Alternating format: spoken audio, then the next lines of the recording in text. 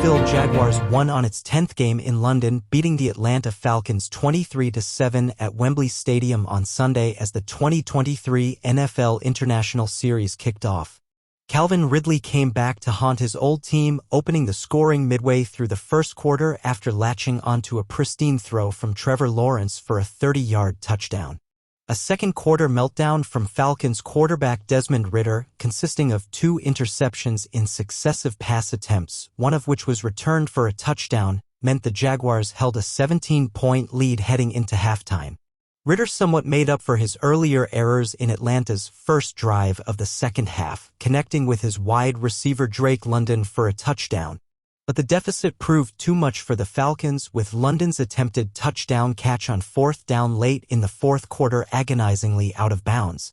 The second-year wide receiver's second foot landed outside the playing area.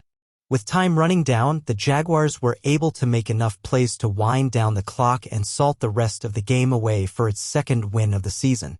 The Falcons fall to 2-2. Sunday's game is the first of 5 international games the NFL has implemented as part of their ever-expanding international series.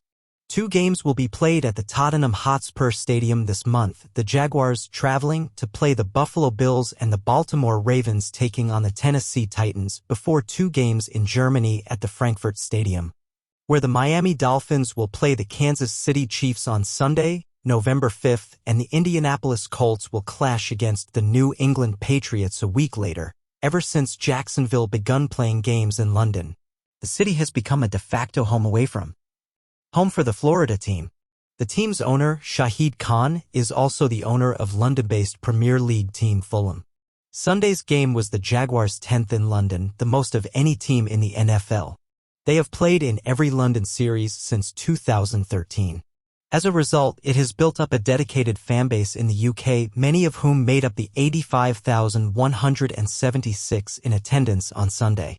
It was the home team which opened the scoring on its second drive of the day. Ridley, who was drafted by the Falcons in 2018 before being traded to Jacksonville in 2022, completing an impressive 9-play, 72-yard drive when he was found by Lawrence in the back of the end zone. The Falcons struggled to create any meaningful offense during the first half, with Ridder compiling a second quarter to forget. It could have been 3 interceptions in that period, with Ridder's deep pass dropped by Williams with the ball seemingly begging to be intercepted.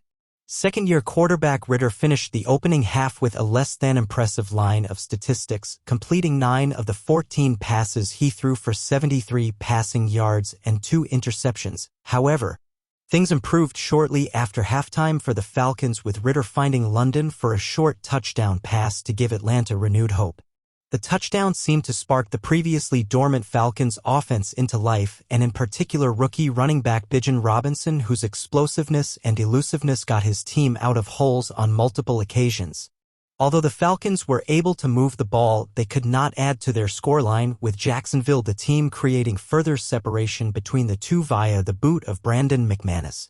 Atlanta did think it had finally punched the ball into the end zone midway through the final quarter when London leapt highest to bring down a Ridder pass, but his second foot was out of bounds.